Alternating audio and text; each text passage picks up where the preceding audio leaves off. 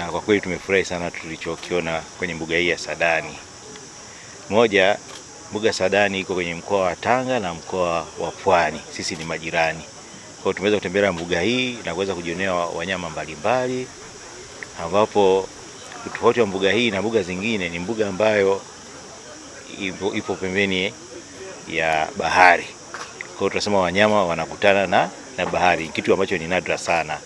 Kwa hiyo tumezunguka katika maeneo mbalimbali, tumeona wanyama wengi, tumeona twiga, tumeona swala, tumeona tandala, tumeona nyati na wanyama wengine wengi pamoja na ndege mbalimbali. Na mwisho tumekuja hapa na kuweza kupata utalii wa boti, ambao tumeweza kuona ekolojia mbalimbali, ekolojia ya maji chumvi yanakutana na maji baridi, ambapo mto Wami unapeleka maji yake baharini. Kwa una ekolojia ya marini, na kuna ekolojia ya maji baridi na ekolojia ya mangrove. Kwa hiyo tumepita kwa kutumia boti, tumeweza kuona viboko na tumeweza kuona mamba na tumeweza kuona miti ya mikoko inaweza kuhifadhi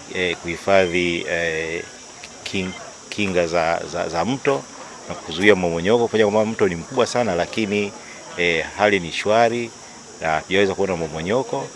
Na vile tumeweza kupata historia hapa kwamba ni eneo ambalo linaweza kuwezesha mazalia mazuri ya samaki.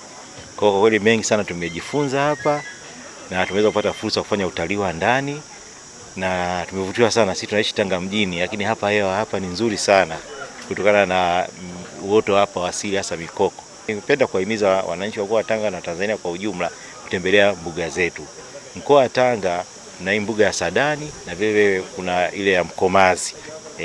Kuna mbuga ya Mkomazi ambayo hivi karibuni kwa upande wa Tanga Mkinga watajenga gate. Kwa hiyo kutakuwa kuna mahusiano kwamba unaanzia kule kwenye mpaka wa Kenya Mkomazi, unafanya utalii, unakuja unafanya utalii na hapa Saadani.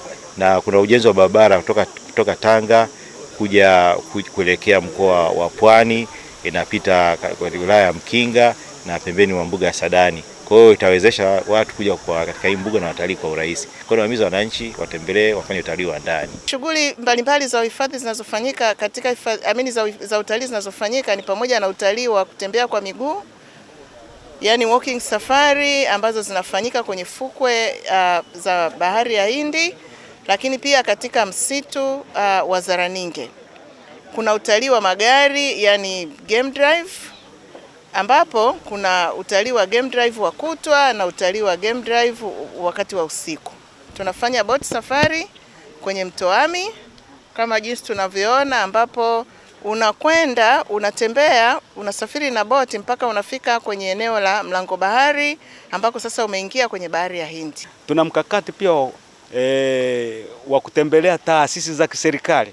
Tanga wameanza, lakini sisi tutaendelea kutembelea taasisi nyingine kuwaeleza vivutio vilivyoko katika haya maeneo yetu mbalimbali. Mikakati hiyo ya miundombinu, tumeongeza barabara, tumeboresha viwanja vya ndege, tumeongeza pia huduma mbalimbali za wageni katika haya maeneo. Mbuga hii tumeona vivutio mbalimbali ikiwemo wanyama kama vile wanyama Big Five wapo, lakini tumeona twiga wakiwa ni moja ya mbuga yenye twiga wengi sana.